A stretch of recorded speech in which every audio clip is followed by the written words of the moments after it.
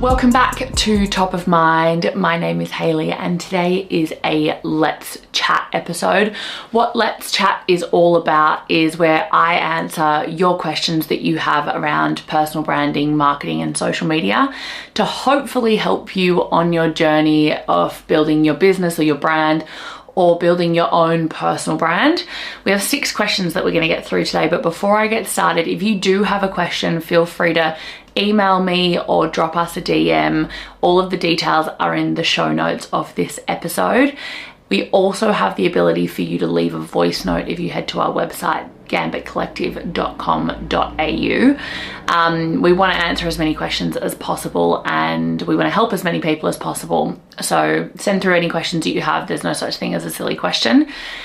We've got 6 questions we're going to tackle today, and that's how we normally do a Let's Chat episode. They're very different, well, same but different in terms of the types of question, and I'm just going to get straight into it. So the first question is, how do I overcome imposter syndrome, especially when stepping into a new version of myself or elevating my brand? And I think the first thought when I got this question was around the fact that you actually don't ever overcome it. And I actually think leaning into the idea of what imposter syndrome is really important. Every time I get in front of this camera, every time I get in front of a new client, imposter syndrome is real and it's there. And, you know, the thoughts go through my head of why would anyone listen to me or why would anyone want to work with me? And I, over the years, have used it to really fuel me. For me, imposter syndrome comes back to the idea that it's a scary discomfort. And what happens when you're uncomfortable is typically growth.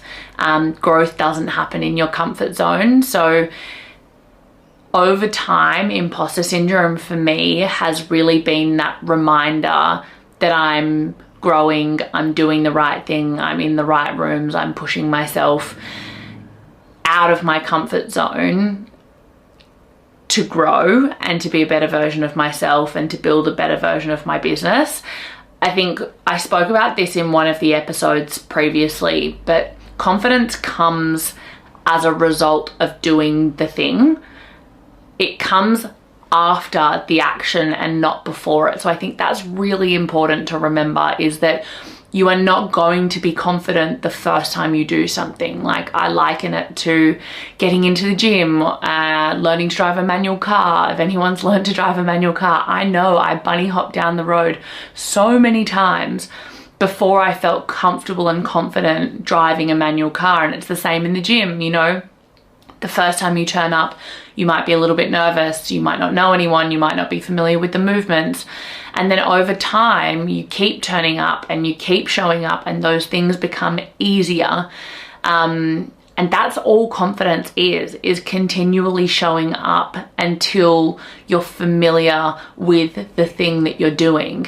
You know, every time we do a podcast episode, it gets a little bit easier and a little bit less scary because I'm continually doing it and pushing past that discomfort, because that discomfort for me is something that I've chosen to embrace, to remind me that I'm in, you know, my growth phase or my growth zone.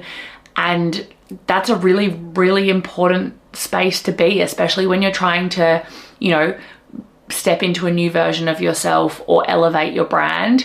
I think you have to remember, from an imposter syndrome standpoint, is nobody ever started being great. Like, I say this all the time to new people in the gym. It's like, nobody started lifting 100 kilos. Nobody did. Like, nobody first went into the gym and was like, yep, 100 kilos, easy. So remind yourself that you are in the position that somebody that you are idolizing or you are looking at and going, God, I wish I was a bit more like them. That's where they were. And they kept going to become the person that they are today. So they started where you are. And then they've just kept showing up. And it comes back to the idea of consistency. Consistency is something that I talk about all the time. And showing up despite the imposter syndrome, despite the perhaps lack of progress, despite the perhaps lack of results that you can see immediately, it's not about overcoming imposter syndrome. It's about acting in despite of that feeling or that discomfort or, you know, that unusual emotion that you're not used to feeling.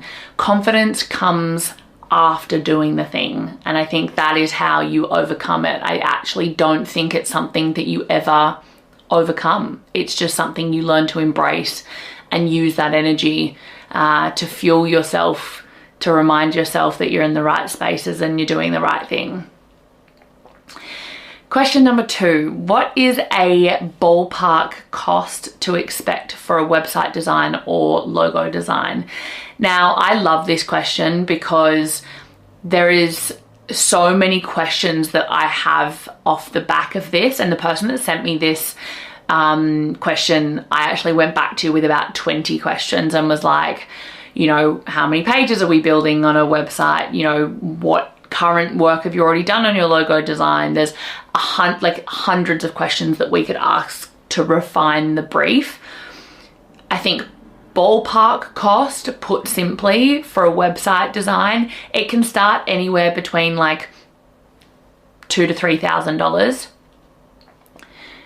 Logo design, again, can start anywhere from like $1,000 to $3,000, really depending on what you want and what stage you're at and what research you've already done.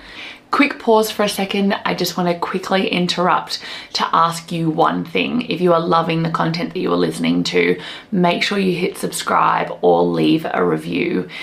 I want to keep these podcast episodes ad-free for as long as possible, and the only way that I can do that is by you guys subscribing or leaving a great review or sharing it with a friend.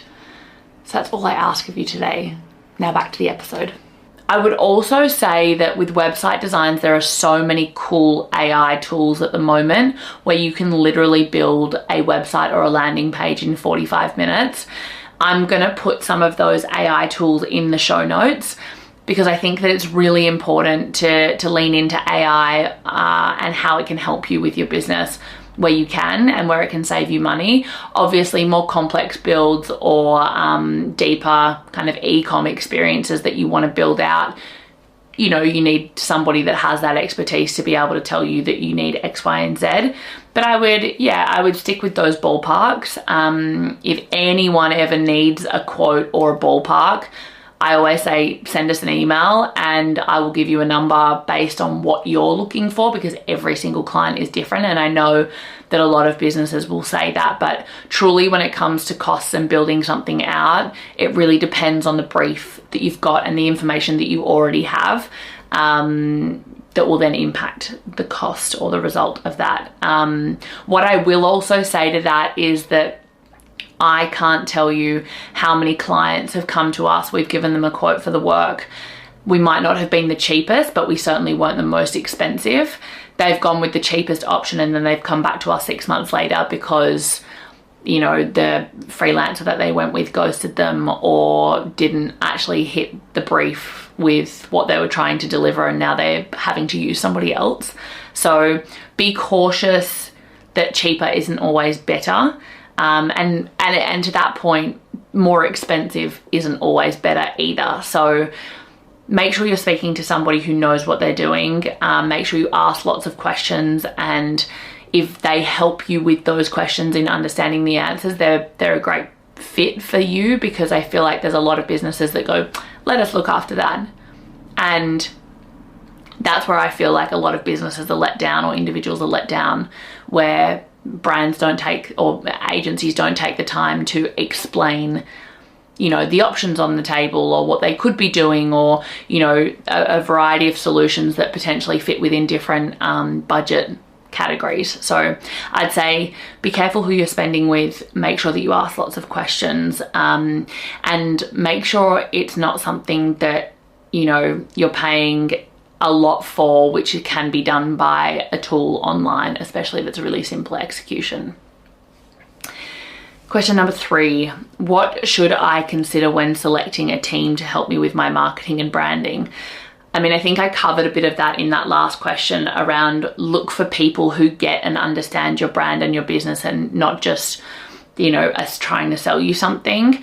A story that I like to tell is we had a client that came to us and she had been quoted about $35,000 a month for social media management, you know, email and website management. And it wasn't the fact that she was quoted so much. It was the fact that the agency that had quoted clearly didn't understand that she was a small business, and clearly didn't understand that that type of cash flow every month was not something that was going to happen. So I think if you can find a business that works with you on your goals and objectives and works within a price range that you're comfortable with, yes, there are going to be some clients that come to you and say, you know, I want to be able to do this for $300. And it's just like, you have to, you know, a huge part of that is educating the client in telling them that, you know, that's not possible for that amount, because this is the type of work that goes into something like that. But I would say look for people who get your brand and your product or your service that you're offering. They understand it. I would say avoid agencies or businesses that gatekeep information in terms of how to do something. So if you're asking questions about, you know, how can we do this, or can we, you know, can I understand the process for this? If that agency is not giving you that process, it would be a red flag in my mind, because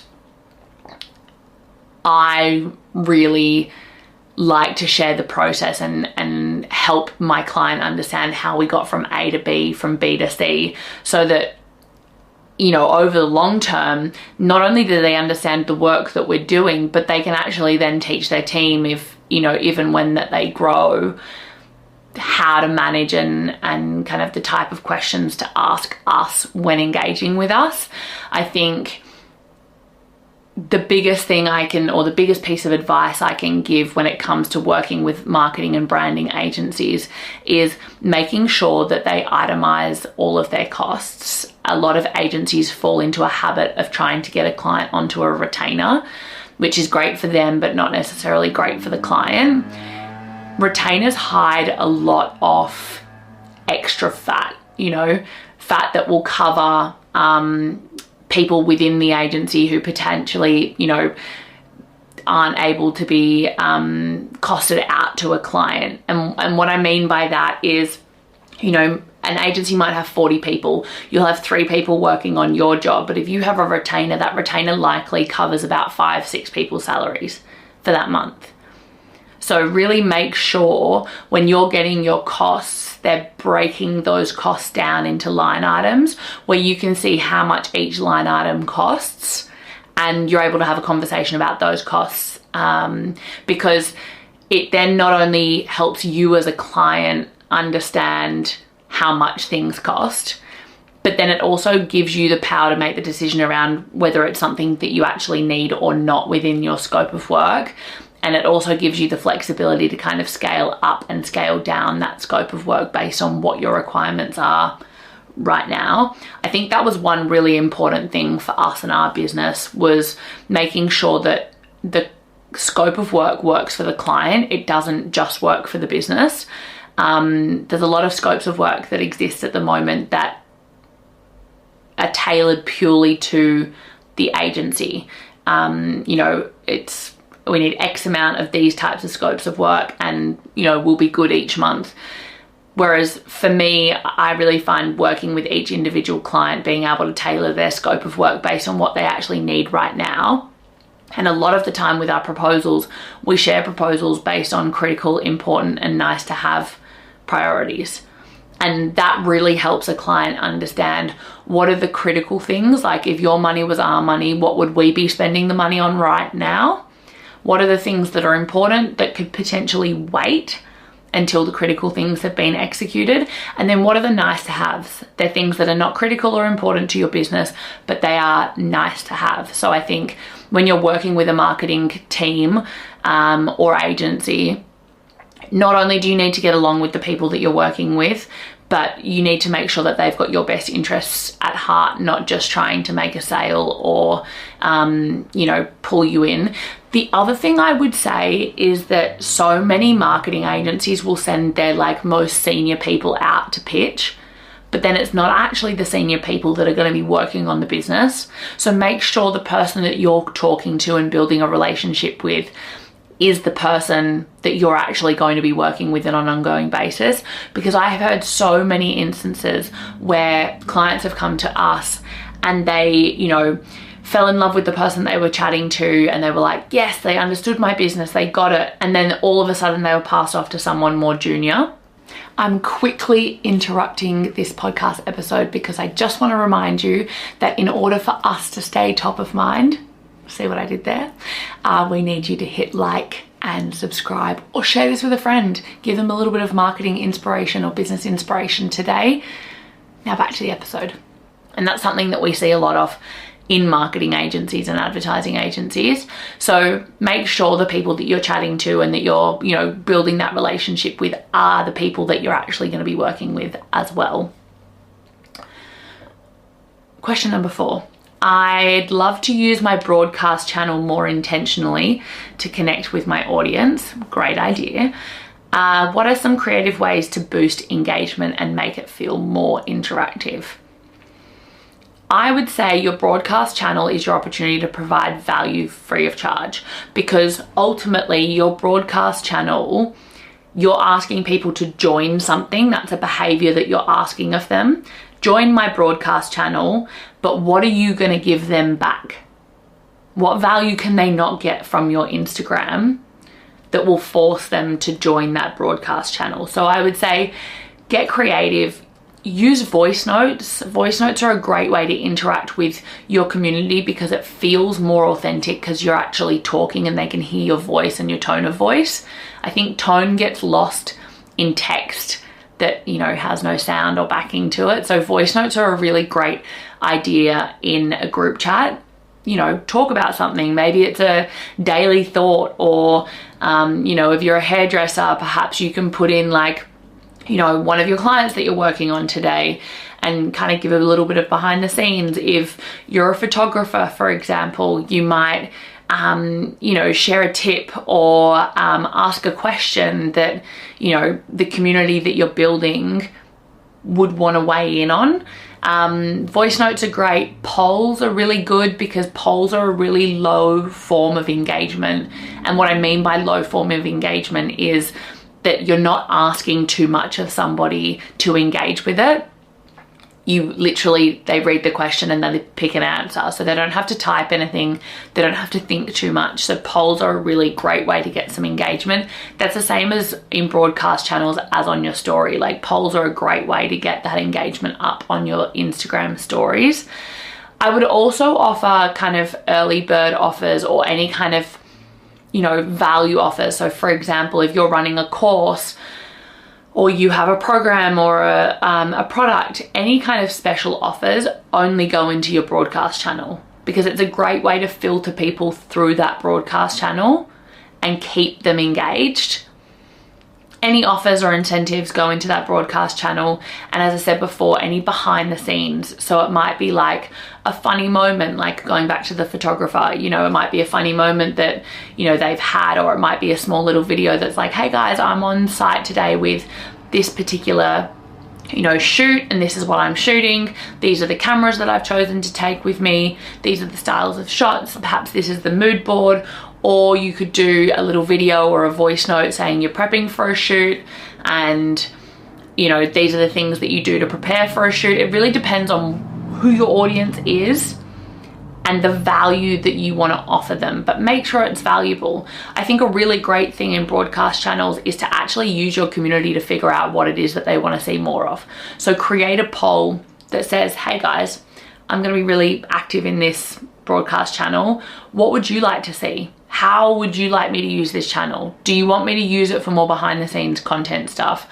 Do you want me to use it to, you know, create a community that chats about problems within the particular industry that you're in? Like, ask your community, because they are going to be the biggest source of truth when it comes to what your audience wants to see.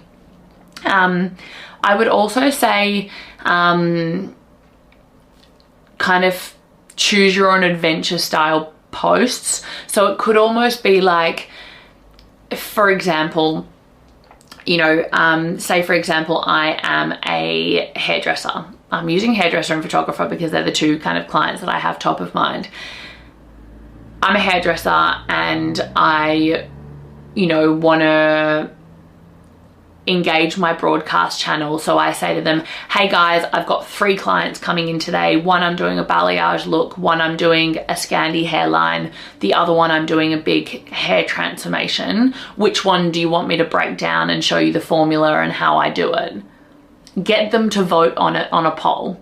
Same as if you're a photographer, you know, hey guys, today I've got a bunch of admin that I'm doing. I'm going to be editing a bunch of photos from a recent shoot, and I'm going to have a call with a new client of ours. What do you want to see behind the scenes of today? And the fact that it's a today thing, like this is what I'm doing,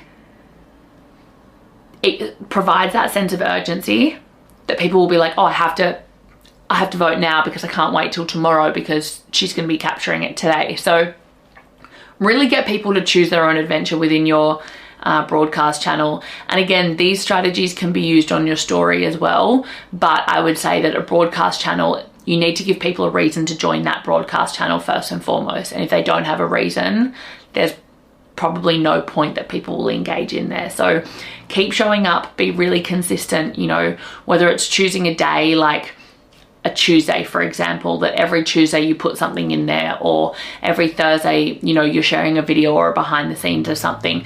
Just be really consistent and it will start to grow. It's not going to grow overnight. It's not going to grow from one post saying join my broadcast channel. But be really consistent and let your audience tell you what it is that they want to see more of. That would be my advice around how to use your broadcast channel more intentionally.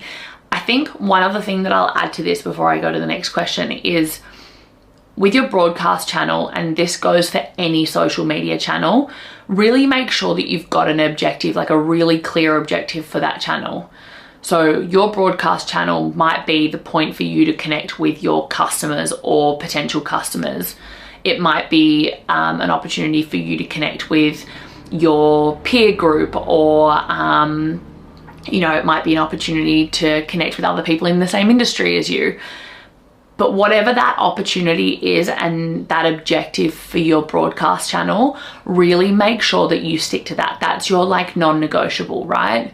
So that then acts as a triage point for any time you go and post or share something on there. You're like, am I delivering value for the community or the objective that I set out to achieve with this particular channel? That goes with any of your social channels, you know, whether it's your email lists, whether it's your Instagram or TikTok account, whatever it is, make sure you have a really good objective and intention for that channel, and make sure you use that as a triage point for that channel. Does this work in here? Does this offer value for these people? Yes or no? And that is what should determine whether you should post something or not. All right, question number 5, is building a community really that important? The word community is a real buzzword at the moment, and I feel like the last 6 months community has been like, oh, need to build a community. That's the secret to brand, need to build a community, but no one actually knows what that really means. I think short answer, yes, building a community is important because they are going to be your customers long after they bought something or engaged with something, right? And what I mean by that is your community are like your brand loyalists. Like, you know, they'll defend your brand until the end of time.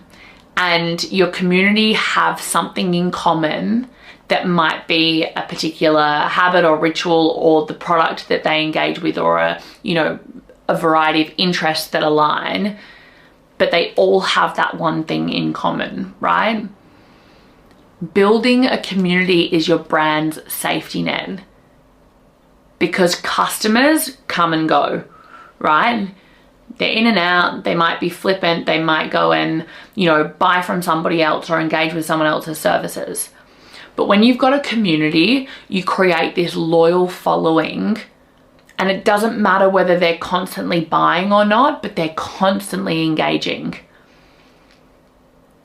And it is really hard to build a community over a short period of time. A community is a long-term goal, but it is your brand safety net.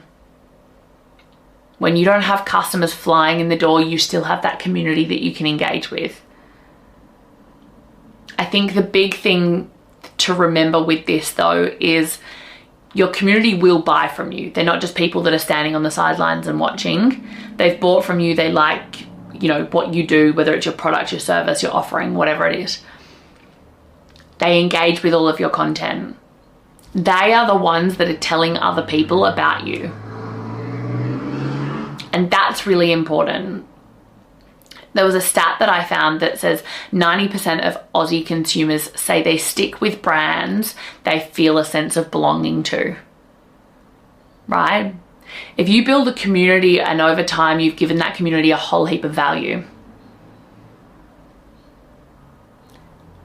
they then feel like they can't go with another brand or a product because they're so loyal to you. So I would say yes, building a community is really important. Will it happen overnight? Absolutely not. But building a community comes by consistently sharing, and consistently sharing with a through line or a, you know, thread that connects everyone together.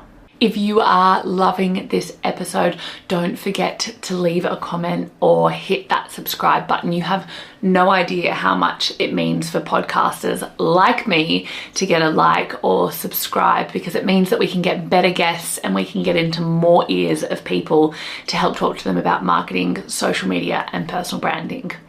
Now back to the episode. I look at some of the communities that currently exist and that are top of mind. I think of like Remy by Riley team, their community that they've built, or Jazz Handmaid's community that they've built. Even, you know, the Clark family, Deja, Letitia, and Kat Clark. The community that they've built, they have built them up around the people and the personalities that they have within their businesses or their family. They've then been able to create businesses that community buy into because they love that person. So I think it gives you another reason to be really authentically yourself, which then helps people connect with you. And whether that's you or the brand showing up, I think it's really important to give something that people can connect with over a period of time, because it's those loyal community members that are going to keep your brand growing. I hope that makes sense. Last question we have is question 6. Do I need a marketing plan to be successful at marketing? Short answer, yes, but it doesn't. I think a lot of people get scared by the idea of a marketing plan. Everyone goes, it needs to be like 50 pages long. No, it doesn't. It can literally be a plan on a page. It's what are your different touch points or channels that you're engaging with your customer, and how are you going to engage with them? So if I'm a small startup and I've got a website, an Instagram channel, and my personal LinkedIn, they're my 3 channels. What am I going to be doing across those 3 things that happens every day or every week or every month? Your website, your Instagram, your LinkedIn. So your website, you might run 4 sales a month, for example, or 4 discounts a month. 4 discounts a year. 4 discounts a month. That's 1 a week. 4 discounts a year, right? What are those campaigns going to look like? How are you going to roll them out? Plan for that. Second one, Instagram. How often are you going to be sharing content on your grid? What's the split of statics and video? And what content are you putting on your stories? How are you engaging with your customers? LinkedIn. How many posts a week am I going to put out on LinkedIn as a founder? What are those posts going to be about? What are they going to ladder back up to? How do I want people to feel when they read them? For Instagram and LinkedIn, you also have to think about where are you pushing people when you're talking about your business. Are you pushing people to sign up for an email marketing list, which is what this brand should have, this fictional brand should have an email list. Because it should be either pushing people to the website or the email list, right? Because that's where you own your client data or your customer data, that first party data. So that's all a marketing plan is. It's a plan for how you're going to market, how you're going to tell people about your product or your service or your business. That's it. There's nothing sexy about it. It is literally just a plan. Yes, you can get a really, really in-depth marketing plan. Yes, AI can help you build a marketing plan. But fundamentally, all you need to know is what channels are you going to use to market your brand and how you're going to use those channels to push your brand out there or your business. That was a very quick answer for a seemingly really complex question, but it's not. A marketing plan should not be complicated because you won't follow it. If it's easy, you'll follow it and it will be done. That's it. That is the end of Let's Chat episode. If you have any questions, don't forget to leave a comment, send us a DM, send us a voice note, DM me.